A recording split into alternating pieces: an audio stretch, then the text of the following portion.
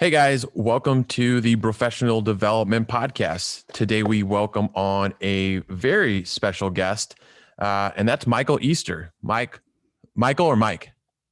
Usually, I don't care, but my mom says she would have never named me Michael had she known that people would call me Call you Mike. Mike. So I just try and, out of respect to her, I just say, yeah, Michael's good. Yeah, mom knows best. Michael, thanks so much for coming on, man.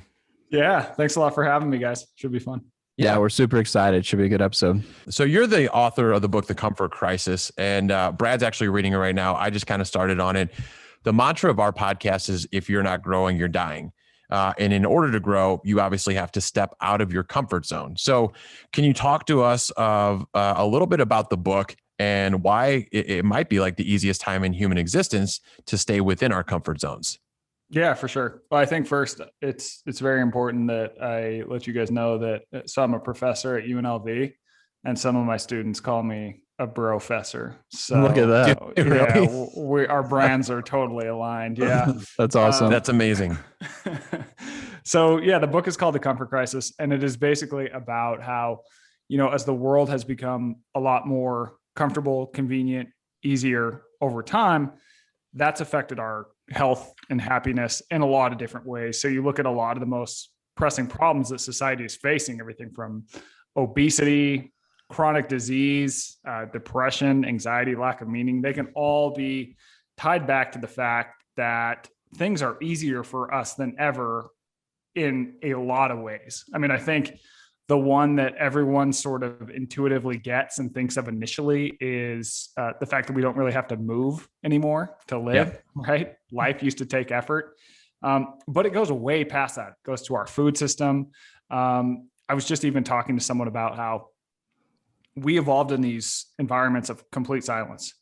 But silence seems to be somewhat uncomfortable for us. And so now this is why people keep their TV on all day, because we don't want to deal with that. We don't go outside as much. Being outside is really good for us. We don't take on hard challenges that sort of challenge not only just our body, but even our mind and spirit and on and on and on. So things have just really changed. And the main change that's happened is as a society, as we advance, each advancement tends to catch on if it can make us more comfortable, and that's had some repercussions. For sure. So you were actually talking about that, how going outside is super important and how it has health benefits. So I was listening to the podcast that you were doing with Joe DeCina, I believe is his name. Yeah. And you had talked about this 3-day, it's either the 3-day concept or the 3-day theory. And I'm actually reading the book, Breaking the Habit of Being Yourself. And so I'm into the stage where it talks about we're mostly in these beta brain waves, right? Where we're just like analytical thinkers. And if you're in high beta, essentially it's where people get paralysis by analysis. And it's where all these fight or flight hormones kick in. And it's just bad for us to be in this at all states of the day.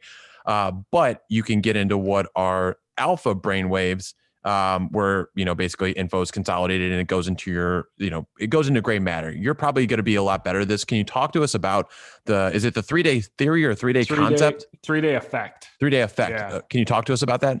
Yeah. So basically what neuroscientists have found is that, and there's a guy from the University of Utah who does a lot of work on this. And there's a girl who's in my book who I spent some time with who does a lot of work on this.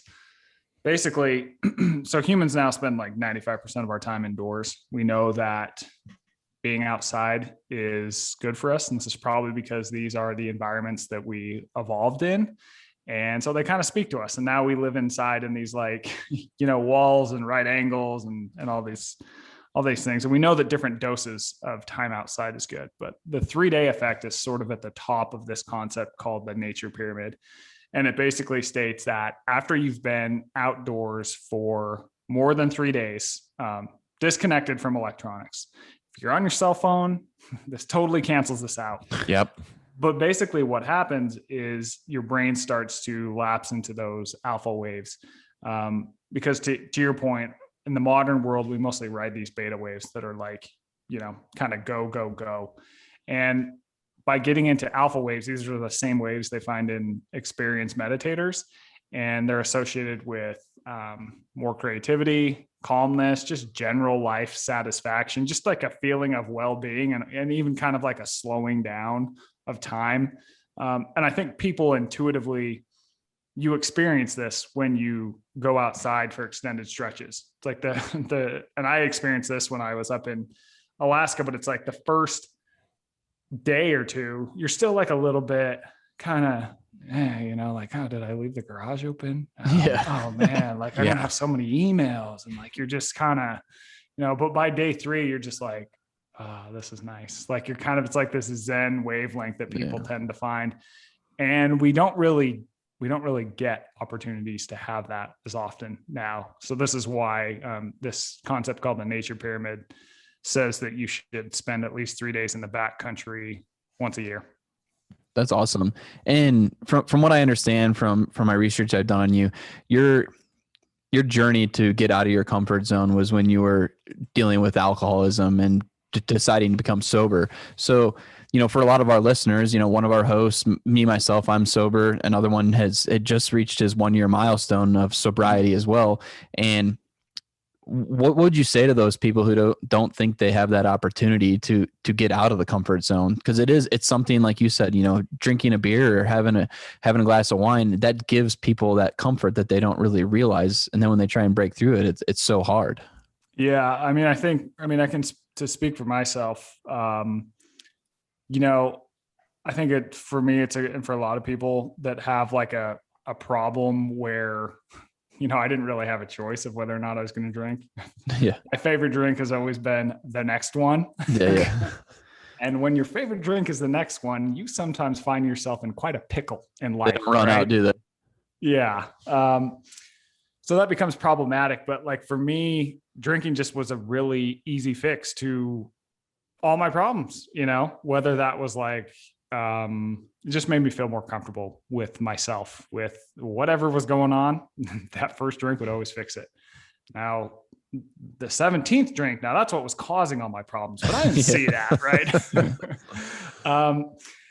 And I think, I had tried to quit a lot of times, and it just never took. But for whatever reason, one morning I woke up and I could just kind of it was kind of like a shift, and I could just kind of see, if I kept drinking the way I did, I was definitely going to die early.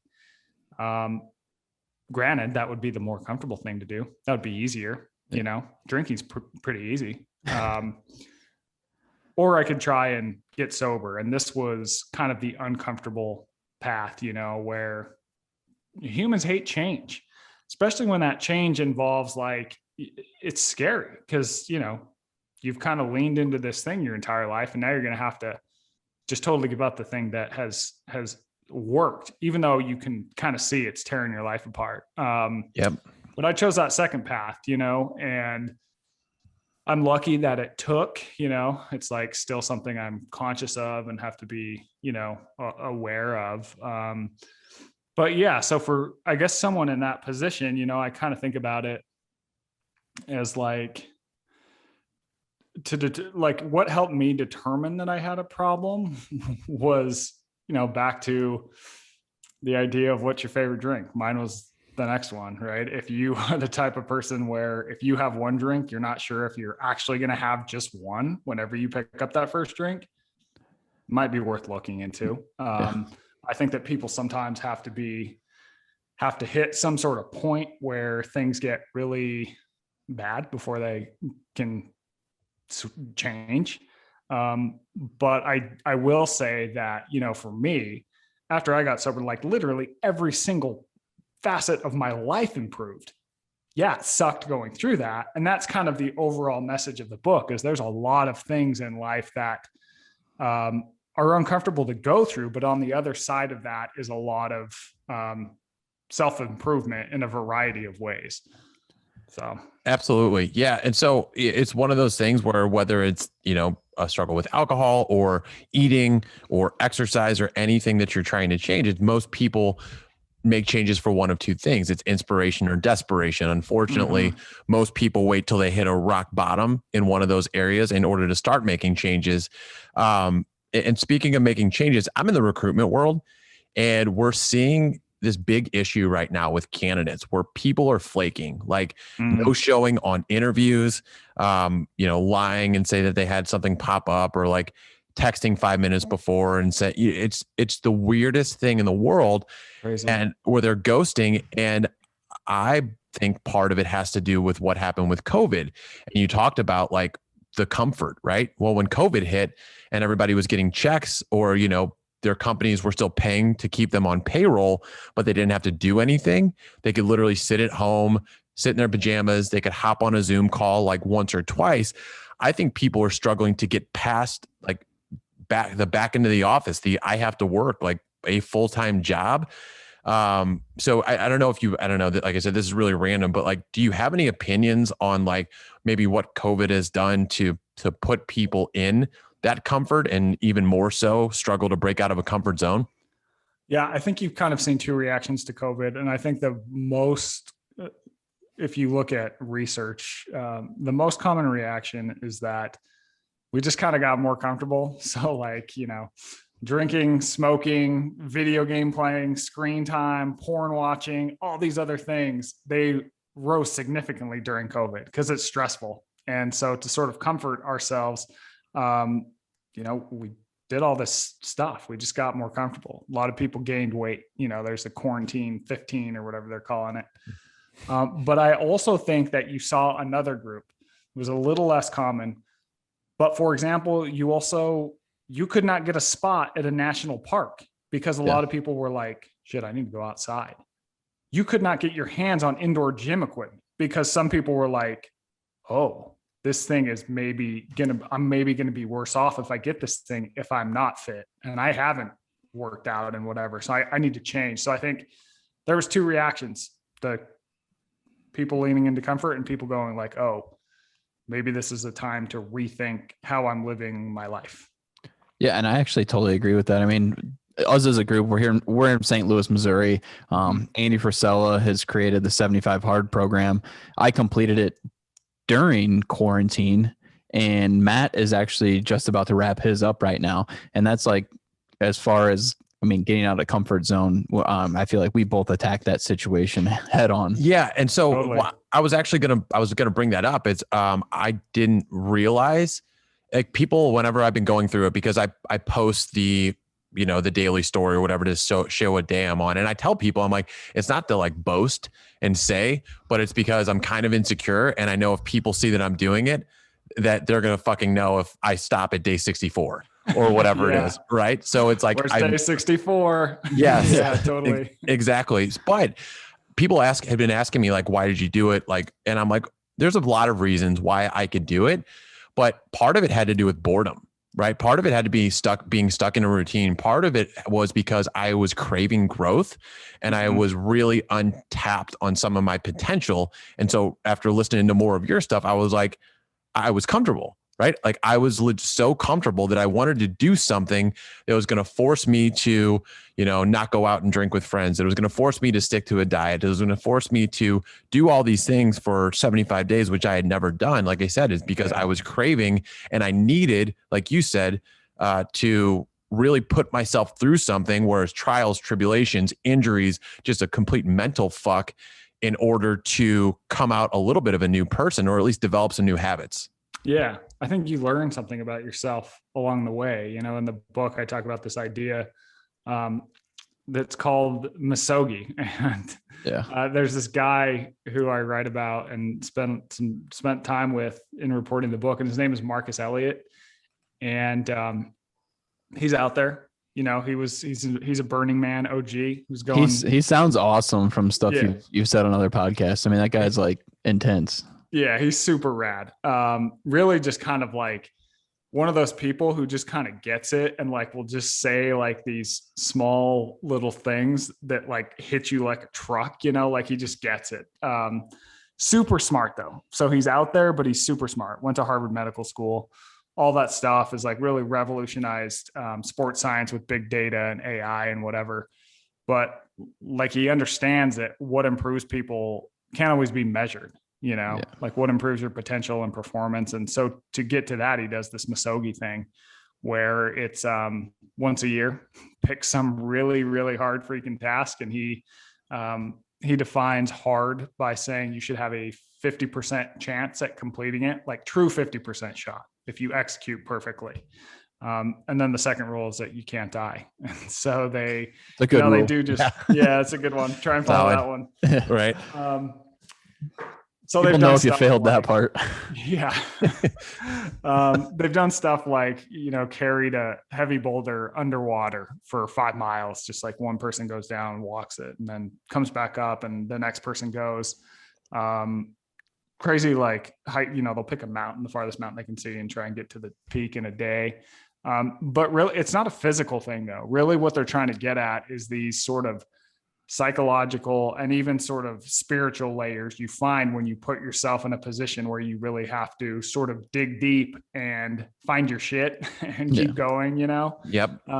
And we saw that, you see when you look at like a lot of mythology, like the work of Joseph Campbell and stuff on rites of passage, that humans used to do this stuff all the time, whether it was shown to us by our natural environment because, on a hunt or having to migrate or whatever it might be, or whether we engineered it for young people, we'd learn something about ourselves and realize, we had a lot more potential than we realized, because you get put in a spot where you think you're going to quit, but somehow you keep going and you've gone past your edge, and you can look back and say, well, I thought my edge was there, but I'm past it and I'm still going.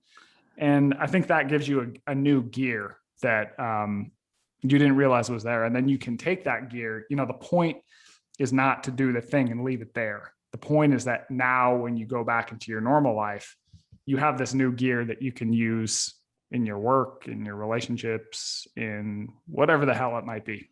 Right. Yeah. Now, was your trip to Alaska for hunting the caribou, was that your Misogi?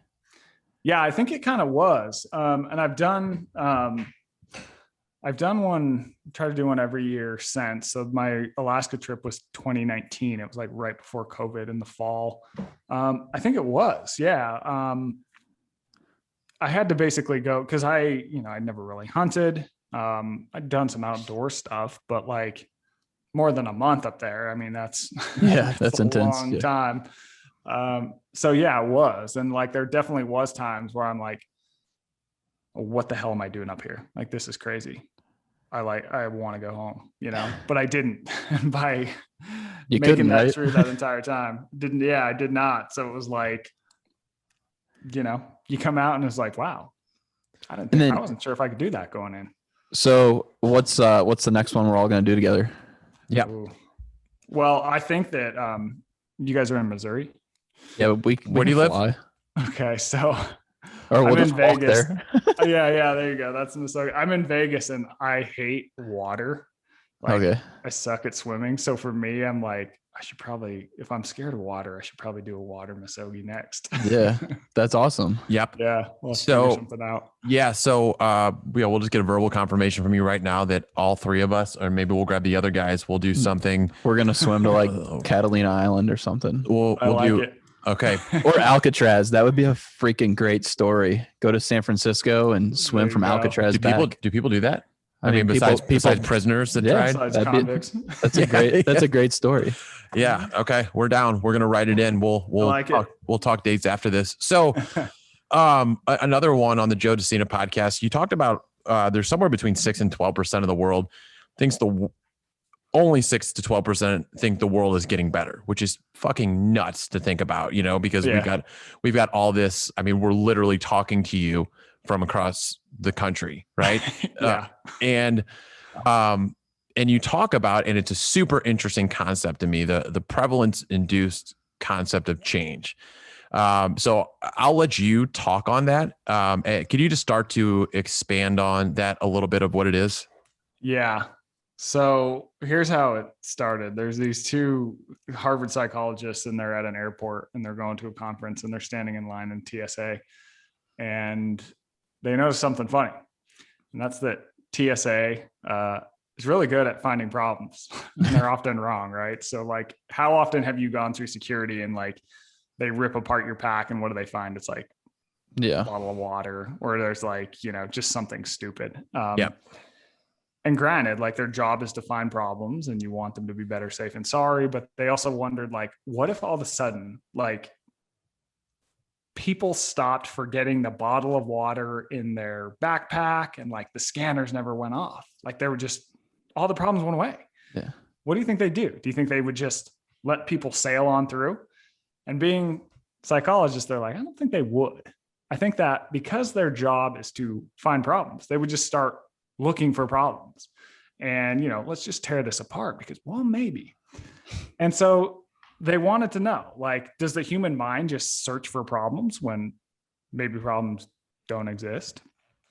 So what they do is when they get back from this conference, they set up this study, and there's 2 different studies. In one of them, people were asked to look at 800 different faces.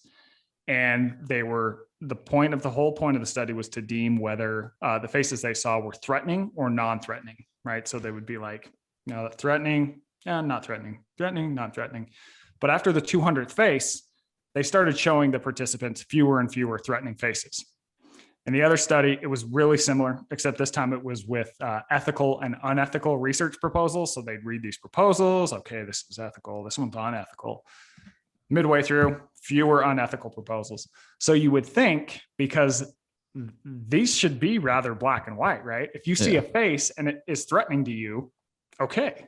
If you have some like moral line that you've established that you think you have, you would think that, they would see fewer threatening faces. They would have fewer, they would report saying that less and less of the research proposals were unethical. Well, that didn't happen. It turns out that people just kept the same ratio the entire time.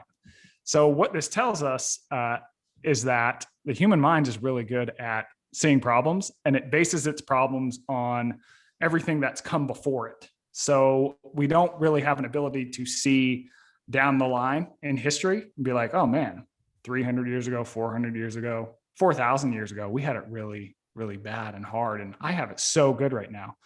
What we do is we just pick out the problems in our life and compare everything. We're constantly comparison shopping to the last thing. And so when you put this in the grand context of history, of course we have it better now.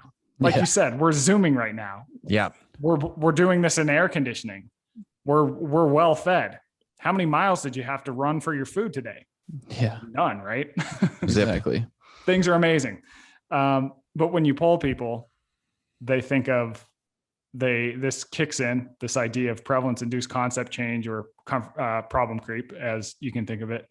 And we think, oh, well, I don't like the president right now, or I don't like this, or this thing is bad in my life. So yeah, the world is actually getting worse. It's only 6 to 12% of people actually think the world is getting better, which is insane. It's so insane. And it's interesting to me because it's such a double-edged sword, right?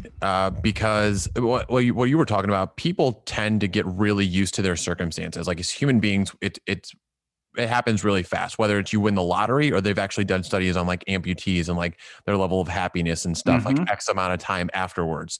Yes. So we tend to get used to our environment. So like I said, it's a double-edged sword in terms of it sparks innovation, right? Like you find the problem, what's the solution? And then how do we get that to people?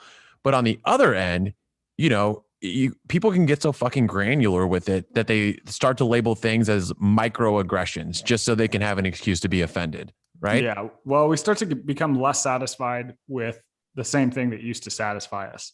So to your point, the message is not everything's perfect in the world. The world is 1000% perfect. No questions asked. Let's just sit back and relax. The larger point I think I'm trying to make in the book is like, yes, we need to keep trying to improve our situations, but we never stop. We're fucking miserable in the meantime. Yeah, we never stop and go, this is awesome. This is super awesome. 99% of my life is awesome, but I am going to focus on this 1% because I do think that gives me a purpose in life to try and keep improving. I can grow from that. I can do all these things. We instead are just think things are terrible, a lot of time. So you've done some pretty cool things. You've been to ancient monasteries, you've been to high-tech genetic labs, you've hung out with special forces at the training grounds. Of everything that you've done so far in your life, what has been the biggest life-changing moment internally for you through all those experiences? In terms of work stuff, well, I would say what probably improved my life the most was getting sober, for sure. Because you know, I wouldn't be able to go out and do cool stuff like that if that hadn't happened. But in terms of some of the work stuff, I mean, the time in Alaska was really, really profound. That changed my life. And one of the main things that it did was it really helped me see how good we have it today. You know, like I was telling someone the other day, I hate to fly. I don't know, my first flight up to Alaska, we're in this big 747, like up to Anchorage. And I'm like, this sucks. Seat is too small. Coffee sucks. Bathroom is super cramped. Plane's too hot. It's like everything. Once I spend time in Alaska and I'm starving the entire time, it's freezing cold the entire time. Everything takes effort. If I want to get water, I have to walk a mile down to the stream and then carry it all the way back up to camp. It's like when I get on the return flight home, all of a sudden I'm like, this plane is freaking amazing. I haven't sat in a soft chair for a month. I haven't had running water for a month. This coffee is warm. There is hot running water coming out of a faucet at 30,000 feet in the air. Like, this is amazing. So I think it made me better appreciate everything that we have, that like whole, you know, full circle experience. But beyond that, and some of them, I mean, I think a lot of the reward is like meeting some of the cool characters that I have, you know, like Marcus is a really interesting guy. The guy who is in the section I have about hunger named Trevor has become one of my best friends. And he's one of those people that has completely changed how I approach thinking about like everything. Like, that dude is super fun to hang out with. He's just so smart, and he'll just like unpack things. And you're like, man, I never thought about it that way, but that's a lot more interesting way to think about things. So last week we had on Connor Beaton from Man Talks. I'm not sure if you're aware of who he is, but we had a conversation about initiation and how, like, in North America, there's not really like an initiation process anymore for a boy to become a man. And like, you know, you hear about this Misogi and like what you've done in Alaska, and that's something that we don't have anymore. Do you think that's something that we're going to get back, or how important do you think it is for a boy to transition through that phase to become a man? I think it's super important. You look at a lot of the work by like Carl Jung going way back, and like some of his predecessors. It's like, we know we need these sort of rights that make us clearly understand that we were at point A, but now we're at point B. And I think really the only place putting this at scale is probably the military, because you take someone and then you put them through this trying middle ground, i.e. boot camp or Hell Week or whatever it is. And when they come out the other side, you signify that they're a new person, with whether it's like a Green Beret hat or a Ranger tab. And I think that is a crossing in the line of the sand. Like, that is a rite of passage, right? Now, the issue is with the military is that then we send them off to war, and that often comes with a lot of baggage. But I mean, when I was talking to Joe DeCina, it's like, he pointed out that a lot of countries do a year in the military is mandatory. Like, I lived in Bolivia for 6 months at the time, and every 18-year-old has to do a year in the military. That's just the way it is. I don't think that would fly in the US. No, but probably not a bad thing. No, I think it'd be great. Yeah, I don't think it would be a bad thing, especially if it was just a mandatory thing and you kind of did your time and you realize like, okay, now I'm ready to sort of move on. Because now we definitely don't have anything profound or at scale. And something like that, I think, would bring a lot more respect to the country and to those that do have to go to war and actually serve. I think that's a little bit lost at the moment. Yeah. And you talk about, again, get back to the Misogi and how when you were out hunting caribou for a month in freezing cold weather, how like when you were back on the plane, like everything seemed great. Those things can tend to put things in perspective. But when you look at like, I think we're all victims of this, or just guilty of it, I should say. Getting pissed over little things, like hitting every red light, right? The internet's slow here, like whatever, right? do you feel like you just have to continuously put yourself through these misogis in order to like really understand that you don't have it that bad and really develop more of an attitude of gratitude? Or do you think there's little daily actions that you can do to kind of get yourself in that mind frame? Yeah, I mean, I think it's a little bit, I think that people tend to do well, whether it is in a lot of different domains. If there's like kind of a daily check-in or, frequent weekly check-ins, along with just some like big pushback every year. So I think that's kind of why I like the idea of Misogi. It's like, I'm going to go out, I'm going to do something really hard that's going to like really push back at me. But on a daily basis, I should be trying to seek out ways to get at whatever goal I'm going for. So when it comes to like that gratitude thing, for me, it is kind of like removal from these things, like doing a Misogi, spending a lot more time outdoors. But even like weekly, I will go volunteer at this homeless shelter. That'll remind you how good you have it. That's the right? truth. Yeah. Yeah. Things like that are sort of check-ins and helping people, and just whatever you can find that gives you whatever it is you're seeking, if it's the reminder of gratitude, something like that. Yeah. I like that a lot. So we're winding down here a little bit, right? Mm-hmm. So obviously we're the biggest podcast you've been on to date. Mhm. And Yes. we're just curious, though, Bigger than the Joe Rogan Yeah. podcast, or it most likely better. Exponentially. I mean, Exponentially. we haven't sold out to Spotify yet, but Yeah, and we don't take on Well, advertisements just because we don't, I forgot we signed that NDA. Yeah, Never mind. Okay. right. No, but seriously though, you got to be on the Joe Rogan show like a month or two ago. What has that done for you, just being on a platform like that for an hour and a half? And how did that come about? Like, how did Joe find you? So as part of, the publisher that I has a publicist who kind of like helps with a lot of podcast stuff. And then, Donnie, who I went hunting with, had been on Joe's show at some point. So I think that those two sort of, she contacted them and was like, hey, yeah, Donnie, blah, blah, blah. And it just sort of worked out. And the topics in the book are just up his alley. Yeah, for sure. I think it helped with, definitely helped sell some books, help with just, some people like, they could have read the book and been like, yeah, this is good. I liked it.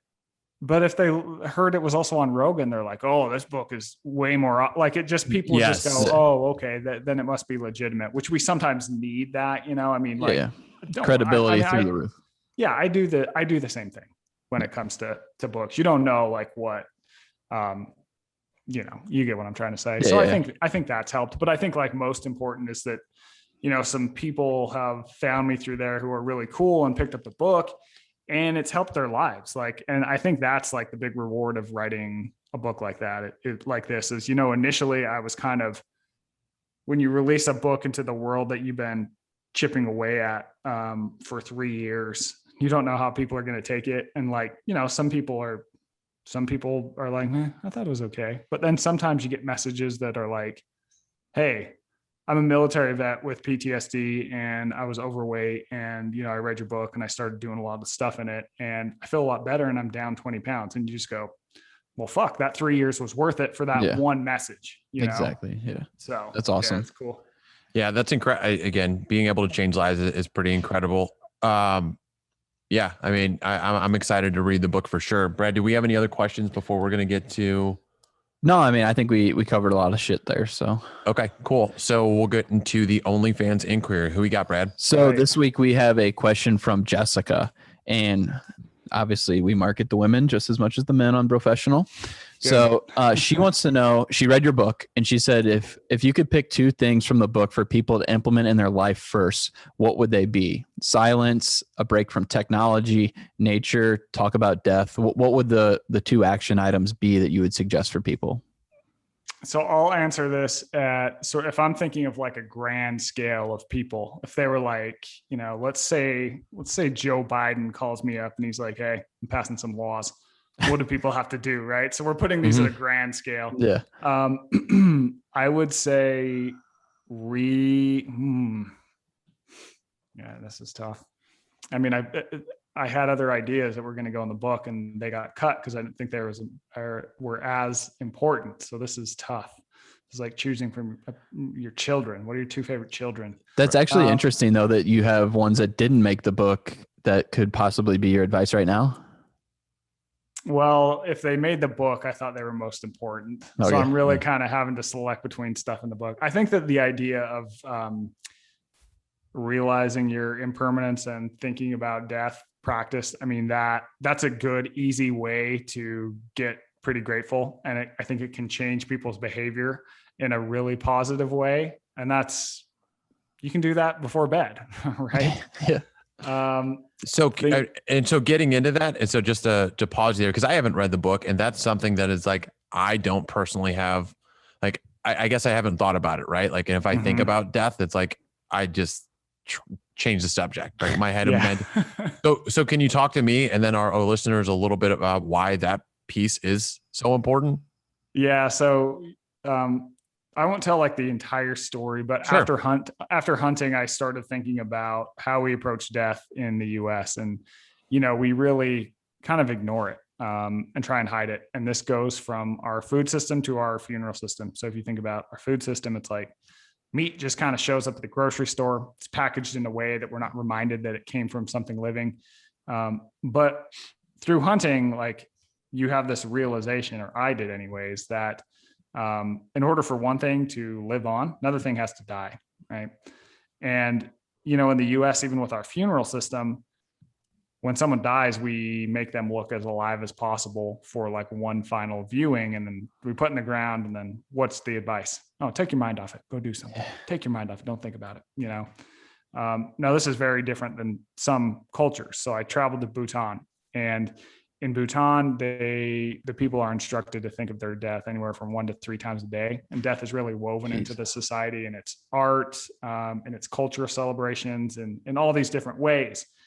Now, Bhutan is one of the least developed nations on earth when you look at things like GDP, but it's also one of the happiest. They're consistently in the top 20 happiest countries on earth. Sometimes they take the top spot. And so in the US, we have this idea of like measuring what's going to make you happy. Oh, you get a good job, you make some money, you buy some shit. Stuff. Well, they don't have any of that. And so this idea of thinking about death being woven in, there's a lot of reasons why they score so happy. It's not only this, but I went and spoke to a Buddhist leader in the country, and he talked about, you know, when people think about death, their own death, even though it is very uncomfortable, it's like the most uncomfortable thing you could ever put in your mind, right?